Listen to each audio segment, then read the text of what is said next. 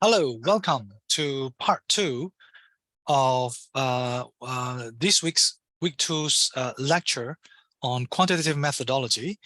Today we're going to talk about variables. So what is variables really? Variables is something that has a value and it allows you to capture different value or value that varies, something that varies. For example, when I talk about height, height is a variable. Right? With the concept of height, I can actually measure every one of your height or everyone in this world's height, right? Some people 150, some people 175, some people 180 centimeters, some people 200 meters, 200 centimeters. So with the height, I can capture everyone's specific condition or characteristics or features, right? So it's something that I can measure. So there are something that are more physical or more tangible that you can measure, such as temperature, how cold it is today, the weight, the size, right, the volume.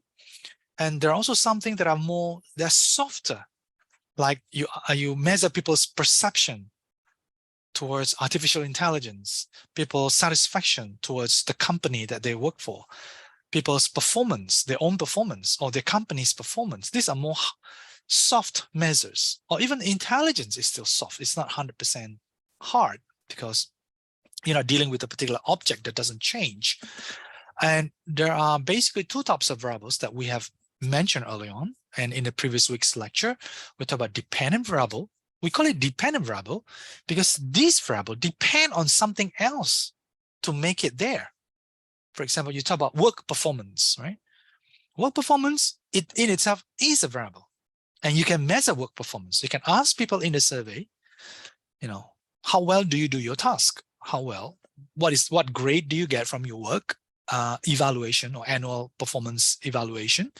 So that is a variable, right? But in the context of theory, that work performance is just a dependent variable because it is an outcome. Because that work performance can be influenced by a bunch of different factors that influence this work performance. It can be your skills, it can be how long you've done the job, your prior knowledge into the job. I don't know, it could be your relationship with your boss. It could be whether you play or you do things according to the rules in the company, in the organization. So there's a whole host of factors that will affect work performance. And consumer preference. Why do people like to buy Coca-Cola rather than other brands, for example? There's a bunch of factors that can be used to predict that. So that means work performance and consumer preference is actually some examples of dependent variables. So they are there because they depend on other factors that influence it.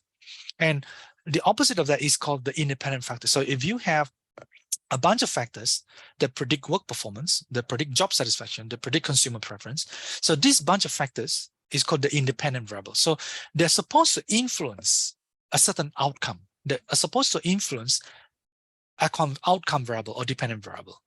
For example, you want to know whether people who have public service motivation are more likely to to be a public servant, to work in the public sector, or people who have high public service motivation, are they more likely to give donation to the poor people? It's likely for this to happen, to test this in a reality. So the public service motivation is the independent variable. And the same thing, creativity. You said if people who are more creative, they're more likely to produce better results in their work, right? So creativity becomes the independent because it can influence the work outcome or the work quality, right? Or IQ score. Let's say IQ score will determine whether someone will get accepted in a top university or top school. So then IQ score becomes the independent variable. And this relationship between dependent and independent variable is determined by your theory. So independent variable is a variable that you are trying to investigate, or in the context of experiment, it's a variable that you are manipulating. You're trying to change this independent variable, hoping to see that it will change the outcome. So if you can control everything in a perfect world, there will be no other factors that will affect the relationship between this independent and dependent variable. You control everything, right? Then you can change the independent variable to see whether it changed or not. For example, people test the new airplanes in a tunnel, right? So they make a tunnel just because to protect from any other variation, whether it's temperature or whatever. So they make a tunnel this long. So there's a tunnel this long, and they put this model airplane inside, and they push through with a strong air, like the airplane is flying, and they use a smoke so you can see the lines of how the air travels or flows through the airplane. And you can change some variable. So everything is controlled. You can change the variable. Let's say the speed of the air. When the air speed is slow, you can see what happens to the airplane. When speed is very high, what happens to the airplane? Let's say you increase the temperature of the air, because sometimes airplanes have to fly to very hot weather, or you decrease the temperature of the air so that it becomes super cold, let's say minus 50 degrees Celsius. What happens to the airplane? So if you can change this independent variable and look at its outcome on the dependent variable, then that helps you understand. So this is what people do in a drug experiment, right? So you can control everything. Dependent variable is whether people get cured from that disease or not. Independent variable is that new medicine that you are testing as a researcher. You can use drug A, or the first drug, right? Versus drug B. You want to test whether drug A or drug B is better, right? And your dependent variable is the people who take this drug. So you control them. Let's say you control them, you put them to live in a particular hotel that you construct for this experiment, right? And then you test who get cured among the patients that you are studying. Do they get cured if they eat medicine A or medicine B? And you can go further. Let's say medicine A is better than medicine. You go for medicine A. But medicine A, you can have a high dosage or low dosage. High dosage means you take 3 times per day. Low dosage may mean, let's say, taking 1 time per day of this pill, right?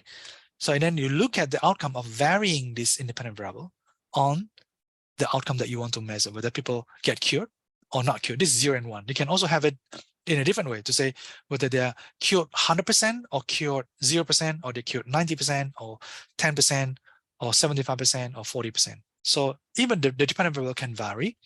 The independent variable can also vary. So when you talk about variable is something that vary. And when they can vary, the position of this variable can be as a dependent or independent, and it can also in other positions, which we're going to talk later in moderation and mediation. So an example is, for example, hours of study and your exam score. So hours of study is your independent variable. You want to study the relationship between how many hours that people study with their exam score, right? And you also think that the hours of study and the exam score is not the only 2 things that are related. So in order to know what leads to people to have a certain exam score, there may be other factors. So when we are doing research quantitatively, we want to know whether there are other factors, whether there are alternative explanations. And this is what we want to know, and we want to rule out. Or if we don't want to rule out, we want to know that they exist so that your main variable that you want to test work. For example, your main variable that you want to test, your main independent variable that you want to test is the hours of study, and how hours of study will lead to a certain exam score, right? Some people study more, some people study less. And some people have a higher score, some people have a lower exam score. You want to test, is there something else that that is important to this relationship? Or you say, oh, health. If someone is sick, it can also affect the exam score, regardless of these 2. So for example, even though you study a lot, or you study a little, you get a certain exam score. You want to know whether this person who fill in your questionnaire have a good health condition or not. So health can be used as control variable. Health can also be used as a moderator, which we're going to look at in a following section. So the relationship between independent variable can be positive or negative, correlational or causal, linear or nonlinear, moderating or mediating. So when I say positive, it means that when your independent variable, remember you have a relationship between independent and dependent variable. So this is supposed to relate with this, right? So when your independent variable goes up, this will lead to dependent variable to go up. For example, studying harder will lead to a better exam score. And then studying lower will lead to lower score. Then this relationship is positive. For example, people who have high motivation are going to have a better performance in their work or in the school. People who have a lower motivation are more likely to have a lower performance. So this got a positive relation. So one goes up is followed by the other one goes down, the other goes. So they got positive, right? But negative is always the reverse. So one goes up will lead to one goes down. One goes down will lead to one goes up. So for example, you want to understand how to reduce people from leaving a company or employee turnover, right?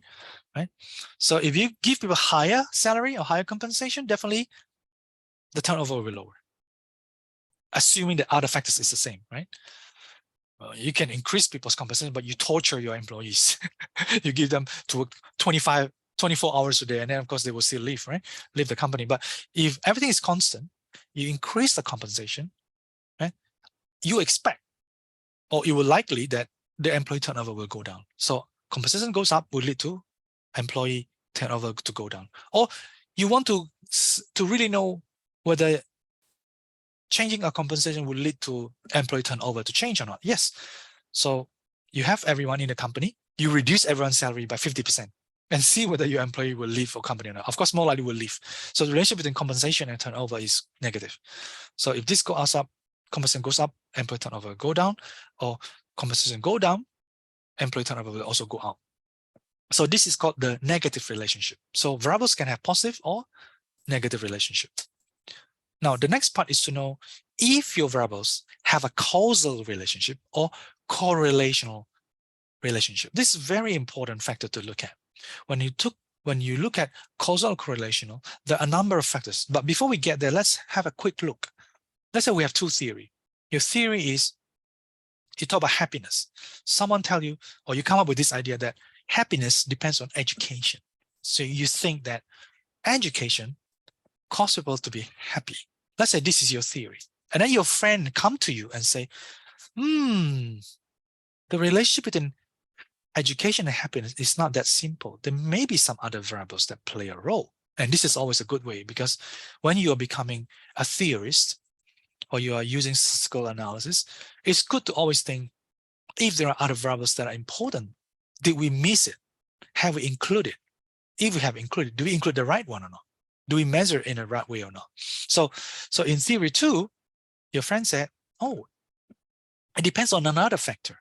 And this is what is called open-mindedness. So if someone is open-minded, if you are more open-minded, they will drive you to pursue education or more education, right? Because people who are close-minded, they don't want to learn, they don't want to study more, they do not want to pursue education. And people who have open-minded are more likely to be happy because they are exposed to new things and they like to be exposed to new things. So that make them happy, right? And then in this model, in theory 2, education and happiness is no longer causation. It's not education lead to happiness anymore. But in theory 2, education and happiness are just correlated, right? So which one is true? Which one is better to explain the reality of the phenomena that you're studying? We don't know. Depends on your theory. It depends on the literature that you are studying, and it depends on what exactly that you have theorized as a model, as a research model to test. So in these two, both could be right. But if I have to guess, it seems to me theory 2 may be more plausible, because happiness may not be caused by education alone. It can be caused by something else. Or education, in other words, education may not directly cause happiness. Maybe there's something else happening in between that make people to have a happy life. So maybe theory 2 may be better. I don't know. So I'm just speculating here. So does correlation imply causality? Or does causality imply correlation? Let's have a look at this relationship. Do you think that education causes happiness or not? Not too sure. But in the theory 2 earlier, we just say they may be correlated. They maybe have a relationship, right? And the relationship may be positive. So higher education may mean higher happiness, or low education will mean lower happiness. So we're not too sure, but there may be some relationship. But it's not causation for sure. It's more like correlation. And then the second one, does happiness cause education? Which is, does happiness cause education? Most likely no. I don't think happiness will lead to education, right? And then does open-mindedness cause people to have a happy life and cause people to pursue more or better education? Most likely yes, right? So what you can see here from this interpretation of this model, if something is causal, they must be correlated. So if something is correlated, they may not necessarily be causal.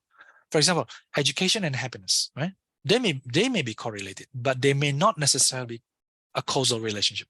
It may not exactly that education lead to happiness or happiness leads to education. It may not be true. But let's say open-mindedness, if open-mindedness really drive people to have more education and open-mindedness drive people to have better happiness, then definitely they will have relationships. So open-minded and education, if open-mindedness drive or cause people to have more education, then they must be correlated. And if open-mindedness cause people to have a happy life, so this causation, then they must be correlated as well. So you can say that correlation is a easier way to look at the relation, to say that there is a relation between two. Causation is a higher level, which means that causation is more rigorous. So if you can test and if you can say that this caused that, then they're definitely correlated already. And definitely, if you can prove, or not prove, if you can support that the two are that X cause Y, and both X and Y have causal relationship, then you can be sure that they must be correlated. So this is another way of thinking. So, so for example, if you say education cause people to be happy, right? So theory 1 and theory 2 is that they both predict education and happiness to be correlated, but for different reasons. So for example, if you use theory 1, if you say, if I want employees to feel happier as the outcome, happier at the outcome, then I must provide a better training. It may be possible. It still may be possible. So if you use theory 1 as a causal model, it's still possible. Now, the question is whether happiness is only caused by education. Likely no. Happiness will be caused by something else. And this is what you need to take into consideration. So the other question is, will hiring a highly educated people make a happy workplace in the companies? Maybe no. So according to this theory 2, if you follow theory 2, and you ask, should you hire a lot of highly educated people because it will make happier workplace? The answer is no, because education and happiness is only correlated. So what do you do then? If you want to have a happy workplace, then you must employ people. In the screening of the employees, you select highly open-minded people. So because if you have highly open-minded people, most likely they will have more happiness. Right? But if everyone has everyone in the company, let's say you have 100 people in the company and everyone scores extremely high or perfect score on open-mindedness and everyone is perfectly score on happiness, then this also cannot work. But because in statistics, you want to have some variation. You want some people to have higher open-mindedness, some people have low open-mindedness, some people have high education and low education, some people have higher happiness and lower happiness. So every person will vary across these three variables. And if you can have this variation, then you can, if you collect the data through a survey or experiment, you can see the relationship between these variables. And then, so actually this understanding of causal and correlation will help you understand the world better, and it help you make a better strategy. Because for example, if you want to create a more successful company, you want to know what factors that drive it and what factors do not drive it, and what factors are relevant, are significant or not. And what are the relationships? Is it causal? Is it relational? Because they're very important. So when we talk about linear or non-linear, we have seen the linear. The linear ones are the ones at the bottom. For example, linear means once an independent variable goes up, the dependent variable also goes up. So one independent goes down, the dependent variable also goes down. So this is called linear. So curvilinear is what we call the too much of a good thing effect. Remember the story about the people who like to eat medicine? Some people, when they go to see a doctor, they don't want to eat the medicine at all, or they just take very little. Some people, they like overly consume the medicine. The doctor give you a pack, they will buy 2 or 3 more packs to eat, right? So when you look at the effect of people who are eating too much medicine, right? Eating too much medicine is actually making them sick or getting a new type of illness. And people who eat not enough medicine, because when they're sick, eventually will not get cured quickly or optimally. So the relationship becomes maybe like this. Yeah? So if y-axis is your health outcome and x is your medication that you take, let's say the frequency or the quantity that you take, then if you take too much, it will be very low. People who take too little, also very low in terms of the health outcome. But people who have taken somewhere in moderation, it will go very high in terms of health outcomes. So this got the curvilinear. So it looks like this.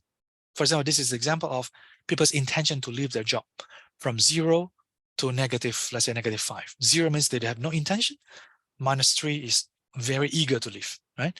And then you have also another variable is whether people are enthusiastic with the organization. If you feel enthusiastic, you are less likely to leave. That's also the logic, right? So what this study is showing in that paper, you can click the paper in the web link there. So it shows that when people have a negative enthusiasm on the organization, which is -5, they also have a very high intention to quit, which is -3. So -5 is go to the -3. When people have very enthusiastic, maybe too enthusiastic, they may also have intention to leave. But some people who are roughly moderate in terms of how they are enthusiastic with the organization is closer to having 0 intention to leave. So this is just example. You can have a look at this paper with the link and also this variable that they are measuring. Another important part is moderating variable. So what is moderating? Moderating means between two variables, one independent, one dependent, there's something else that affect their relationship. And this effect can be positive or negative. For example, if you say studying hard will lead to better exam score, and you say, oh, this depends on whether this person, generally have a good health, or let's say have a quiet environment to study. You can study hard, but if the environment is too noisy, you may not study really well, and your exam score will still not be very well, right? Or you study very little, and the environment where you're studying is very noisy or not very noisy. It can also affect the exam score.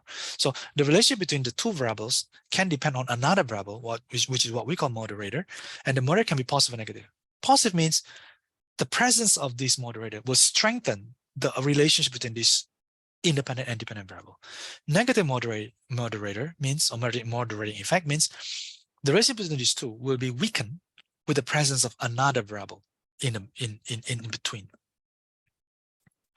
So moderating variable is always drawn like this. You have dependent and independent in boxes and arrows. So from X to Y, this is called direct effect, right? So you can say, does X have a direct effect on Y? This is just a linear, just a normal relationship between two. It can be linear, it can be curvilinear. You will know the result after you have it from the SPSS that spit out the result for you. But the relationship between X and Y can depend on another variable. For example, you study hard or not, it depends on whether your study environment is very quiet or very noisy, right? So that quietness or noisiness is a moderating variable. So this is one example of moderating variable that I like very much. Some people say if you drink a lot of alcohol, you are likely to die. Someone tell you that. They say, really? Does drink a lot of alcohol will, maybe you may have a kidney poisoning, or you may have a liver poisoning or whatever. So it may have some effect on death, right? But think about it. There may be some other variables that when it is present, it will make the relationship between alcohol and death even stronger. For example, you take sleeping pills. So people drink a lot of alcohol and take a lot of sleeping pills. Then the combination between alcohol and sleeping pill will be super powerful, strong, to make people die quicker, or for sure that they will die. So a lot of famous people die because of, sleeping pills. And they normally will not just take sleeping pills, they will drink alcohol and sleeping pills, blah, blah, blah. And so the combined effect of the alcohol and the death and the sleeping pill will make it very high to death. And a nice example, similar to the previous example that I've shown you, is this type of model. For example, you want to know what makes children's perform really well in the school, the children's school performance in terms of the cognitive, the grades, the economic self-concept, and their genes. Genes is something that they inherit from their parents, right? Something in their body, right? And you say, oh, this direct relationship depends on another factors. This is good from children's gene to school performance. This is a good theory. But you said there's something else or other things we need to consider. And you said we need a parental factor. So how do you capture the parental factor that could affect the children's gene and the school performance relationship? You say, it depends whether the parents are still together or not, or parental separation. So parental separation is measured as whether the parents are still together or not, right? So it's kind of a 0 and 1 variable. But you can capture this in different ways. For example, is the family stable or not in terms of economic resources? Do they have fun? They have money or not at home? Social control, does the parent do the parenting work or not? Even you have two parents, if both parents are busy and not doing their parenting work, the effect of genes on school performance may not be there, right? Or stress, are the parents very stressful? If the parents are too stressful, maybe it's not very useful. So this shows that relationship between these two depends on that. So if you capture the genes of the student and the grades of the students and the other school performance, and you also capture the economic, the situation with their parents, and you find that the parents play a role, so the parents can strengthen the relationship between the children's gene and school performance, which is a positive moderating effect. Or the parents can also may even have a negative moderating effect on the genes and performance. For example, the children have very good genes to do very well, but the parent situation is really bad, that it weakens the relationship between having a very good genes with doing well in the school. So that depends on the theory. So there's a paper that you can have a look to see what they did. So in moderation, or another name for moderation is interaction. So two things interact together. So this to this, and there's this one in the middle, and this will interact. So the interaction between the independent variable and the moderator is what we call interaction effect or moderation effect. Is often portrayed in visual form. So what this example is showing us is that the firm performance can be predicted by how centralized the firm is organized, low or high decentralization. So that is just dependent variable and independent variable, right? But this theory say, it also depends on another factor. For example, do they provide compensation high or low, right? So what they found in this study is that the dotted line is when the performance is high when the organization is highly decentralized. Look at that. From low centralized to high centralization, it goes up. So which means that the more decentralized the organization, the performance of the organization will be higher. And when the centralization is going high, from low to high, the performance is on the other way. So you can see this for the low performance, low compensation is the one on the solid, the goes here. But when the compensation is high, the most decentralized, the better the performance of the company. But when the compensation is low, even though you're very highly decentralized, the performance is even worse. So this has no effect. So mediating variable is another situation. A mediating variable, there is a process. There's something that's happening in the middle. It's different from mediator. So for example, you think, does bonus help people become more productive? Yes, if you give your employee more bonus, maybe they're more productive. But actually the relationship is mediated by something else, and you need to capture that to do a good model, to have a good model or a theory. So I think a better theory is to say bonus will increase motivation, and with a higher motivation will increase productivity. And the same way, when you reduce people's bonus, people's motivation will reduce or decrease. And with a low motivation, people's productivity will reduce. And you have a variation of people who have high or low bonus, and you can capture in the study, and you can verify the relationship between bonus and motivation and productivity. So how do you know whether you should use a moderating median variable? Number one, look at the literature or past published research, whether people use a particular variable as a mediator or moderator, and what are the relationship with the independent and dependent variable. Whether you look at that variable that you want to use as a moderator or mediator, whether it's a new variable that people have not used, then that will be something that you can decide whether you want to treat this as a mediator or moderator. Or you want to propose a new relationship, new theoretical relationships. For example, people in the past think that a particular variable is always used as a moderator. And in your research, you say, no, I want to theorize that this factor can be a mediator instead of a moderator. Or people, and you can also change it. In the past, people use a variable X as a mediator. So in your study, you say, no, I want to test it as a moderator. You can also do that. So when A to C need to pass B, so A need to go to B, B to go to C. The B is called the mediator. So this is called mediator or mediation model. But when A to C is crashed by Z or by another variable, or I call it party crasher. So when A to C depends on Z, and this Z can crash this relationship or strengthen this relationship, this is what I call the moderator model or moderating model. So for example, and your role as a researcher, as a theory, is to know or to test which theory explains the world, explain the phenomena better. Yeah. Is it direct causal? Is it causal with different variables? Is it more like mediator? So that is your role to test. I stop it there for this section on variables. I hope that's useful for you.